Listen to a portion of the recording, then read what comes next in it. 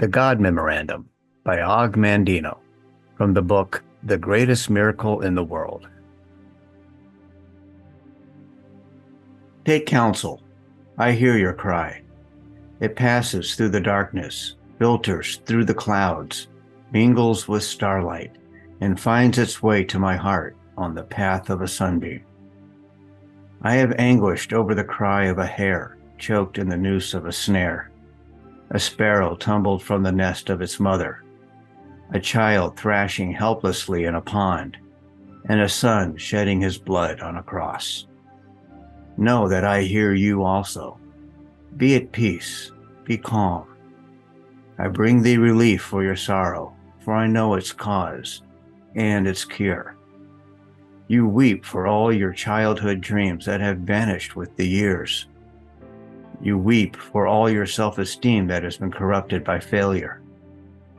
You weep for all your potential that has been bartered for security.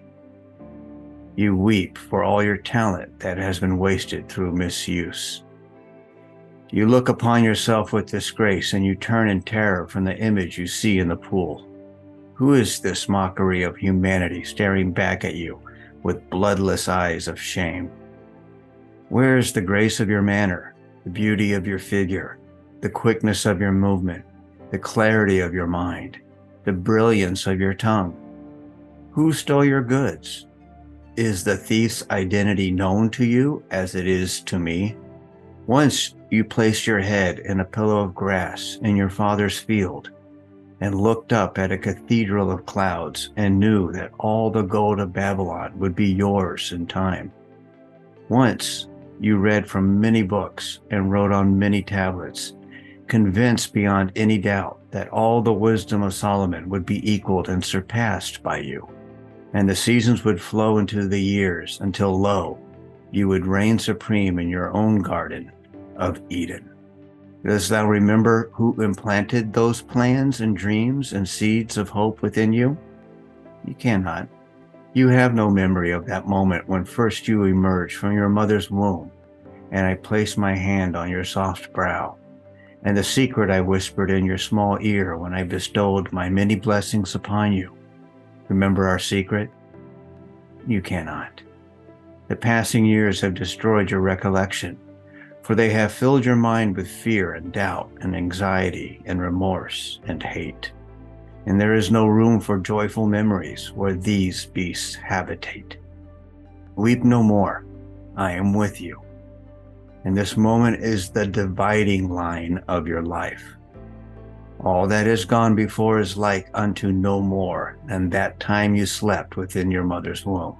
What is past is dead. Let the dead bury the dead. This day you return from the living dead. This day, like unto Elijah with the widow's son, I stretch myself upon thee 3 times, and you live again. This day, like unto Elisha with the Shemanite's son, I put my mouth upon your mouth, and my eyes upon your eyes, and my hands upon your hands, and your flesh is warm again. This day, like unto Jesus at the tomb of Lazarus, I command you to come forth, and you will walk from your cave of doom to begin a new life. This is your birthday. This is your new date of birth, your first life. Like unto a play of the theater, was only a rehearsal. This time the curtain is up. This time the world watches and waits to applaud. This time you will not fail. Light your candles, share your cake, pour the wine. You've been reborn. Like a butterfly from a chrysalis, you will fly. Fly as high as you wish. And neither the wasps, nor dragonflies, or mantids of mankind shall obstruct your mission or your search for the true riches of life. Feel my hand upon your head. Attend to my wisdom. Let me share with you again the secret you heard at your birth and forgot. You are my greatest miracle. You are the greatest miracle in the world. Those were the first words you ever heard. Then you cried. They all cry. You did not believe me then, and nothing has happened in the intervening years to correct your disbelief. For how could you be a miracle when you consider yourself a failure at the most menial of tasks? How can you be a miracle when you have little confidence in dealing with the most trivial of responsibilities? How can you be a miracle when you are shackled by debt and lie awake in torment over whence will come tomorrow's bread? Enough. The milk that is spilled is sour. Yet, how many prophets, how many wise men, how many poets, how many artists, how many composers, how many scientists, how many philosophers and messengers have I sent with my word of your divinity, your potential for godliness, and the secrets of achievement? How did you treat them? Still, I love you, and I am with you now, through these words, to fulfill the prophet who announced that the Lord shall set his hand again, the second time, to recover the remnant of his people. I have set my hand again. This is the second time. You are my remnant. It is of no avail to ask, haven't you known? Haven't you heard? Hasn't it been told to you from the beginning? Haven't you understood from the foundations of the earth? You have not known. You have not heard. You have not understood. You have been told you are a divinity in disguise, a god playing a fool. You've been told that you are a special piece of work, noble in reason, infinite in faculties, express and admirable in form and moving, like an angel in action, like a god in apprehension. You have been told that you are the salt of the earth. You were given the secret even of moving mountains, of performing the impossible. You believed no one. You burned your map to happiness. You abandoned your claim to peace of mind. You snuffed out the candles that had been placed along your destined path of glory. And then you stumbled, lost and frightened, in the darkness of futility and self-pity, until you fell into a hell of your own creation. Then you cried and beat your breast and cursed the luck that had befallen you. You refused to accept the consequences of your own petty thoughts and lazy deeds, and you searched for a scapegoat on which to blame your failure. How quickly you found one. You blamed me. You cried that your handicaps, your mediocrity, your lack of opportunity, your failures were the will of God. You were wrong. Let us take inventory. Let us first call a roll of your handicaps. For how can I ask you to build a new life lest you have the tools? Are you blind? Does the sun rise and fall without your witness? No, you can see. And the 100 million receptors I have placed in your eyes enable you to enjoy the magic of a leaf, a snowflake, a pond, an eagle, a child, a cloud, a star, a rose, a rainbow, and the look of love. Count one blessing. Are you deaf? Can a baby laugh or cry without your attention? No, you can hear. And the 24,000 fibers I have built in each of your ears vibrate to the wind in the trees, the tides on the rocks, the majesty of an opera, a robin's plea, children at play, and the words I love you. Count another blessing. Are you mute? Do your lips move and bring forth only spittle? No, you can speak, as can no other of my creatures, and your words can calm the angry, uplift the despondent, goad the quitter, cheer the unhappy, warm the lonely, praise the worthy, encourage the defeated, teach the ignorant, and say I love you. Count another blessing. Are you paralyzed? Does your helpless form despoil the land? No, you can move. You are not a tree condemned to a small plot while the wind and world abuses you. You can stretch and run and dance and work, for within you I have designed 500 muscles, 200 bones, and 7 miles of nerve fiber, all synchronized by me to do your bidding. Count another blessing. Are you unloved and unloving? Does loneliness engulf you night and day? No, no more. For now you know love's secret, that to receive love, it must be given with no thought of its return. To love for fulfillment, satisfaction, or pride is not love. Love is a gift on which no return is demanded. Now you know that to love unselfishly is its own reward. And even should love not be returned, it is not lost. For love not reciprocated will flow back to you and soften and purify your heart. Count another blessing. Count twice. Is your heart stricken? Does it leak and strain to maintain your life? No, your heart is strong.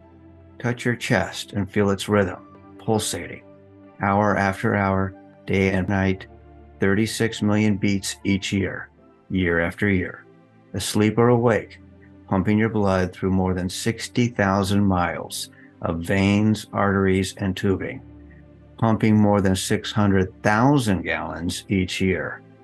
Man has never created such a machine. Count another blessing. Are you diseased of skin? Do people turn in horror when you approach? No, your skin is clear and a marvel of creation, needing only that you tend it with soap and oil and brush and care. In time, all steels will tarnish and rust, but not your skin.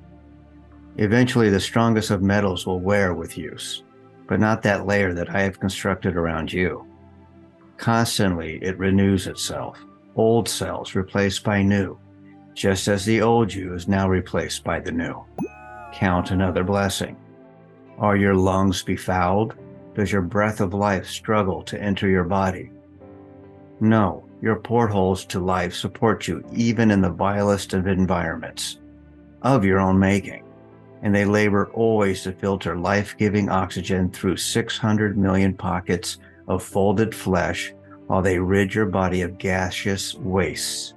Count another blessing. Is your blood poisoned? Is it diluted with water and pus? No, within your 5 quarts of blood are 22 trillion blood cells, and within each cell are millions of molecules, and within each molecule is an atom, oscillating at more than 10 million times each second. Each second, 2 million of your blood cells die to be replaced by 2 million more in a resurrection that has continued since your first birth. As it has always been inside, so now it is on your outside. Count another blessing. Are you feeble of mind? Can you no longer think for yourself? No, your brain is the most complex structure in the universe. I know. Within its 3 pounds are 13 billion nerve cells, more than 3 times as many cells as there are people on your earth, to help you file away every perception, every sound, every taste, every smell, every action you have experienced since the day of your birth. I have implanted within your cells more than 1,000 billion protein molecules. Every incident in your life is there waiting only your recall. 4 million pain-sensitive structures, 500,000 touch detectors, and more than 200,000 temperature detectors. No nation's gold is better protected than you. None of your ancient wonders are greater than you. You are my finest creation. Within you is enough atomic energy to destroy any of the world's greatest cities and rebuild it. Are you poor? Is there no gold or silver in your purse? No, you are rich. Together we have just counted your wealth. Study the list, count them again, tally your assets. Why have you betrayed yourself? Why have you cried that all the blessings of humanity were removed from you? Why did you deceive yourself that you were powerless to change your life? Are you without talent, senses, abilities, pleasures, instincts, sensations, and pride? Are you without hope? Why do you cringe in the shadows, a giant defeated, awaiting only sympathetic transport into the welcome void and dampness of hell? You have so much, Your blessings overflow your cup, and you have been unmindful of them, like a child spoiled in luxury, since I have bestowed them upon you with generosity and regularity. So answer me, answer yourself. What rich man, old and sick, feeble and helpless, would not exchange all the gold in his vault for the blessings you have treated so lightly? Know then the first secret to happiness and success, that you possess even now every blessing necessary to achieve great glory. They are your treasure, your tools for which to build, starting today, the foundation for a new and better life. Therefore, I say unto you, count your blessings and know that you are already my greatest creation. This is the first law you must obey in order to perform the greatest miracle in the world, the return of your humanity from living death. And be grateful for your lessons learned in poverty, for he is not poor who has little, only he that desires much. A true security lies not in the things one has, but in the things one can do without. What are the handicaps that produced your failure? They existed only in your mind. Count your blessings. And the second law is like unto the first. Proclaim your rarity. You have condemned yourself to a potter's field, and there you lie, unable to forgive your own failure, destroying yourself with self-hate, self-incrimination, and revulsion at your crimes against yourself and others. Are you not perplexed? Do you not wonder why I am able to forgive your failures, your transgressions, your pitiful demeanor, when you cannot forgive yourself? I address you now for 3 reasons. You need me.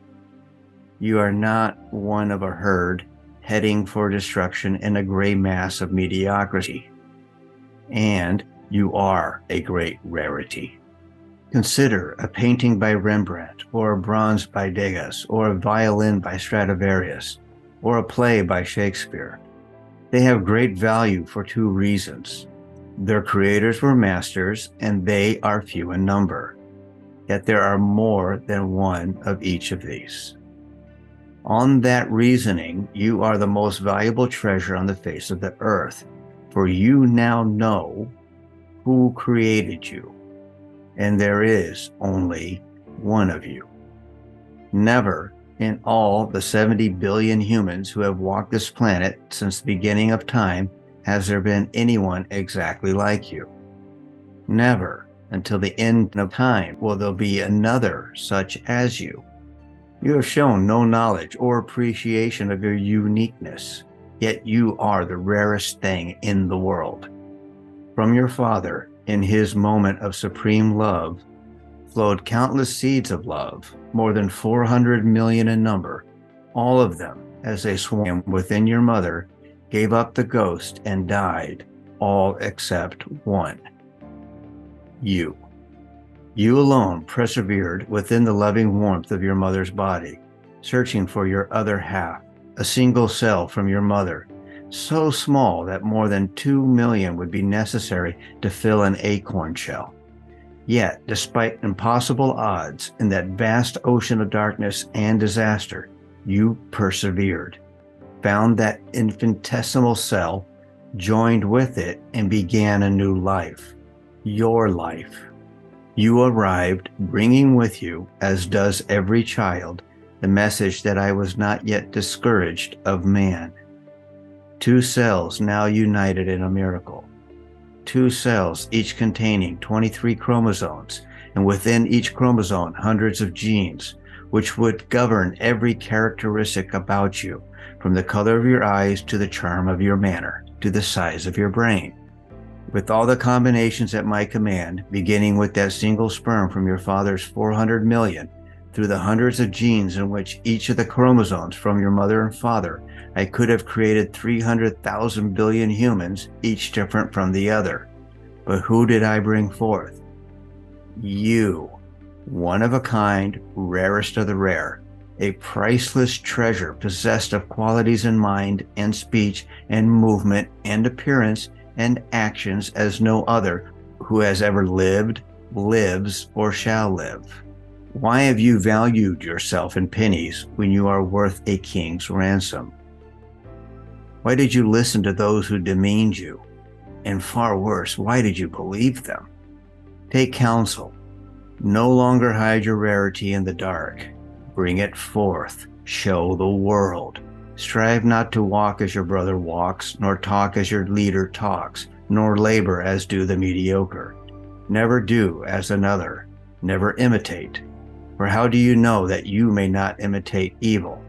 And he who imitates evil always goes beyond the example set, while he who imitates what is good always falls short. Imitate no one. Be yourself. Show your rarity to the world, and they will shower you with gold. This, then, is the second law. Proclaim your rarity. And now you have received 2 laws. Count your blessings. Proclaim your rarity. You have no handicaps. You are not mediocre. You nod, you force a smile, you admit your self-deception. What of the next complaint? Opportunity never seeks thee? Take counsel, and it shall come to pass, for now I give you the law of success in every venture. Many centuries ago, this law was given to your forefathers from a mountaintop. Some heeded the law, and lo, their life was filled with the fruit of happiness, accomplishment, gold, and peace of mind. Most listened not, for they sought magic means, devious routes, or waited for the devil called luck to deliver them the riches of life. They waited in vain, just as you waited, and then they wept, blaming me for their lack of fortune. The law is simple. Young or old, pauper or king, white or black, male or female, all can use the secret to their advantage. For all the rules and speeches and scriptures of success and how to attain it, only one method has never failed. Whomever shall compel ye to go with him 1 mile, go with him 2. Then this is the third law, the secret that will produce riches and acclaim beyond your dreams. Go another mile. The only certain means of success is to render more and better service than is expected of you, no matter what your task may be. This is a habit followed by all successful people since the beginning of time. Therefore, I say it, the surest way to doom yourself to mediocrity is to perform only the work for which you are paid. Think not ye are being cheated if you deliver more than the silver you receive. For there is a pendulum to all life, and the sweat you deliver, if not rewarded today, will swing back tomorrow, tenfold. The mediocre never goes another mile, for why should he cheat himself, he thinks. But you are not mediocre. To go another mile is a privilege. You must appropriate by your own initiative. You cannot, you must not avoid it. Do only as little as the others, and the responsibility for your failure is yours alone. You can no more render service without receiving just compensation than you can withhold the rendering of it without suffering the loss of reward. Cause and effect, means and ends, seed and fruit. These cannot be separated. The effect already blooms in the cause. The end pre-exists in the means, and the fruit is always in the seed. Go another mile. Concern yourself not, should you serve an ungrateful master. Serve him more. And instead of him, let it be me who is in your debt. For then you will know that every minute, every stroke of every service will be repaid. And worry not, should your reward not come soon, for the longer payment is withheld, the better for you. And compound interest on compound interest is this law's greatest benefit. You cannot command success. You can only deserve it. And now you know the great secret necessary in order to merit its rare reward. Go another mile. Where is this field whence you cried, there was no opportunity? Look around thee. See, where only yesterday you wallowed on the refuge of self-pity, you now walk tall on a carpet of gold. Nothing has changed except you, but you are everything. You are my greatest miracle. You are the greatest miracle in the world. And now the laws of happiness and success are three. Count your blessings, proclaim your rarity, and go another mile. Be patient with your progress. To count your blessings with gratitude, to proclaim your rarity with pride, to go an extra mile and then another. These acts are not accomplished in the blinking of an eye. Yet, that which you acquire with most difficulty, you retain the longest. And those who have earned a fortune are more careful of it than those by whom it was inherited. And fear not as you enter your new life. Every noble acquisition is attended with its risks. He who fears to encounter the one must not expect to attain the other. Now you know you are a miracle, and there is no fear in a miracle. Be proud. You are not the momentary whim of a careless creator experimenting in a laboratory of life. You are not a slave of forces you cannot comprehend. You are a free manifestation of no force but mine, of no love but mine. You were made with a purpose. Feel my hand. Hear my words. You need me, and I need you. We have a world to rebuild, and if it requireth a miracle, what is that to us? We are both miracles, and now we have each other. Never have I lost faith in you since that day when I first spun you from a giant wave and tossed you helplessly on the sands. As you measure time, this was more than 500 million years ago. There were many models, many shapes, many sizes before I reached perfection in you more than 30,000 years ago. And I have made no further effort to improve on you in all these years. For how could one improve on a miracle? You were a marvel to behold, and I was pleased. I gave you this world and dominion over it. Then, to enable you to reach your full potential, I placed my hand upon you once more and endowed you with powers unknown to any other creature in this universe, even unto this day. I gave you the power to think. I gave you the power to love. I gave you the power to will. I gave you the power to laugh. I gave you the power to imagine. I gave you the power to create. I gave you the power to plan. I gave you the power to speak. I gave you the power to pray. I gave you the power to heal. My pride in you knew no bounds.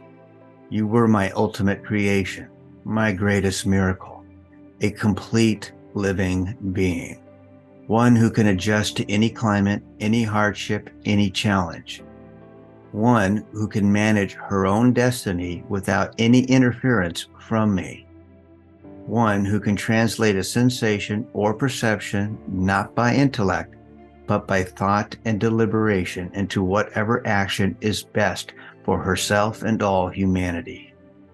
Thus we come to the fourth law of success and happiness, where I gave you one more power, a power so great that not even my angels possess it. I gave you the power to choose. With this gift, I placed you even above my angels, for angels are not free to choose sin. I gave you complete control over your destiny. I told you to determine for yourself your own nature in accordance with your own free will. Neither heavenly nor earthly in nature, you were free to fashion yourself in whatever form you preferred. You had the power to choose to degenerate into the lowest forms of life, but you also had the power, out of your soul's judgment, to be reborn into the higher forms which are divine. I have never withdrawn your great power, the power to choose. What have you done with this tremendous force? Look at yourself. Think of the choices you have made in your life and recall now those bitter moments when you would fall to your knees if only you had the opportunity to choose again. What is past, and now you know the fourth great law of happiness and success. Use wisely your power of choice. Choose to love rather than hate. Choose to laugh rather than cry. Choose to create rather than destroy. Choose to persevere rather than quit. Choose to praise rather than gossip. Choose to heal rather than wound. Choose to give rather than steal. Choose to act rather than procrastinate. Choose to grow rather than rot. Choose to pray rather than curse. Choose to live rather than die. Now you know that your misfortunes were not my will, for all power was vested in you, and the accumulations of deeds and thoughts which placed you on the refuse of humanity were your doing, not mine. My gifts of power were too large for your small nature. Now you have grown tall and wise, and the fruits of the land will be yours. You are more than a human being. You are a human becoming. You are capable of great wonders. Your potential is unlimited. Who else among my creatures has mastered fire? Who else among my creatures has conquered gravity, has pierced the heavens, has conquered disease and pestilence and drought? Never demean yourself again. Never settle for the crumbs of life. Never hide your talents from this day hence. Remember the child who says, "When I am a big girl." But what is that? For the big girl says, "When I grow up," and then the grown-up says, "When I am wed." But to be wed, what is that, after all? The thought then changes to, "When I retire," and then retirement comes. She looks back over it, and somehow she has missed it all, and it is gone. Enjoy this day, today, and tomorrow. You have performed the greatest miracle in the world. You have returned from a living death. You will feel self-pity no more, and each new day will be a challenge and a joy. You have been born again. But just as before, you can choose failure and despair or success and happiness. The choice is yours. The choice is exclusively yours. I can only watch, as before, in pride or sorrow. Remember then the four laws of happiness and success. Count your blessings. Proclaim your rarity. Go another mile. Use wisely your power of choice. And one more to fulfill the other four. Do all things with love. Love for yourself, love for all others, and love for me. Wipe away your tears. Reach out, grasp my hand, and stand straight. Let me cut the grave cloths that have bound you. This day you have been notified. You are my greatest miracle.